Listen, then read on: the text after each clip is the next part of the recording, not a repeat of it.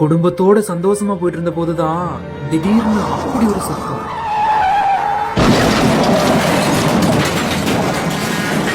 ஒரே நொடியில் ஒட்டுமொத்த குடும்பத்தையே உருக்குலைத்த லாரிகள்.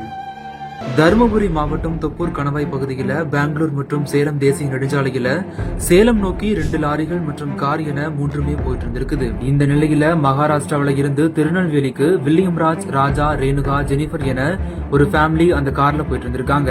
இந்த காரு அந்த 2 லாரிக்கு நடுவுல போயிட்டு இருந்ததா சொல்லப்படுது. இந்த நிலையில தான் முன்னாடி போயிட்டு இருந்த லாரி ஸ்லோ பண்ணதா தெரியுது. அந்த நேரத்துல தான் பின்னாடி வந்துட்டு இருந்த இந்த காரும் கண்டெய்னர் லாரியும் முன்னாடி போயிட்டு இருந்த லாரி மேல அடுத்தடுத்து மோதி இருக்கு. இதுல அந்த காரு 2 லாரிக்கும் இடையில மாட்டிக்கிட்டதுல பின்னாடி வந்துட்டு இருந்த லாரியோட மொத்த வேகமும் கட்டுப்படுத்த முடியாம கார்ல வேகமா மோதி இருக்கு. இந்த நிலையில அந்த காரு அப்பளம் போல சுக்குநூறா நொறுங்கி போயிருக்கு. இதுல கார்ல பயணிச்ச 4 பேருமே பலத்த காயமடைஞ்ச நிலையில வில்லியம்ராஜ் என்பவர் மட்டும் சம்பவ இடத்திலேயே உடல் நசுங்கி பரிதாபமா இறந்து போயிருக்காரு. மேலும் ராஜா, ரேணுகா, ஜெனிஃபர் ஆகிய 3 பேருக்குமே பலத்த காயம் அடைந்த நிலையில தருமபுரி அரசு மருத்துவக் கல்லூரி மருத்துவமனைக்கு சிகிச்சைக்காக அனுப்பி வைக்கப்பட்டிருக்காங்க. இதுக்கடுத்து விபத்தில் சிக்கிக் கொண்ட காரை கிரேன் உதவியோட காவல்துறையினர் அங்கு இருந்து மீட்டு போக்குவரத்தை சரி செஞ்சிருக்காங்க.